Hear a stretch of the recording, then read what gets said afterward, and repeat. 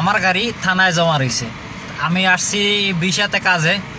তো আমি এখন একটু কাজের জায়গা থেকে আমি আসছি হোটেলের দিকে, মানে হোটেলে যাব, হোটেল থেকে খাবার নিয়ে আসবো। তো আমি এখন একটা গাড়ি নিয়ে বের হয়েছি, আমি গাড়িটা আপনারা দেখাই। আসলে এরকম গাড়ি যে সৌদি আরবে এখন আছে এটা মনে করেন যে খুঁজে পাওয়া খুব কষ্টকর।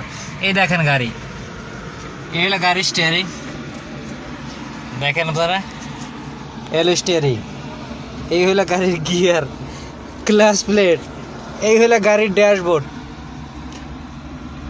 এই হলো একটা গাড়ি দেখতে পাচ্ছেন গাড়ি। ও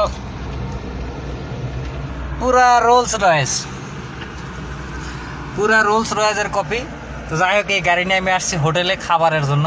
তো গাড়ি চালানোর সময় আমি মনে করেন পিক আপ এত জোরে চাপে ধরি তারপরেও গাড়ি চলে না। প্লাস ক্লাস মনে করেন যে যখন ক্লাস একদম ওই ড্যাশবোর্ডের নিচে যা ঠেকে যায় তারপরে গিয়ার চেঞ্জ হয়, তো এমন গাড়ি চালাইতেছি। তো যাই হোক, আমার গাড়ি সম্ভবত ঈদের আরও প্রায় 4-5 দিন পরে মনে হয় গাড়ি ছাড়বে, তারপরে আমি গাড়ি পাবো।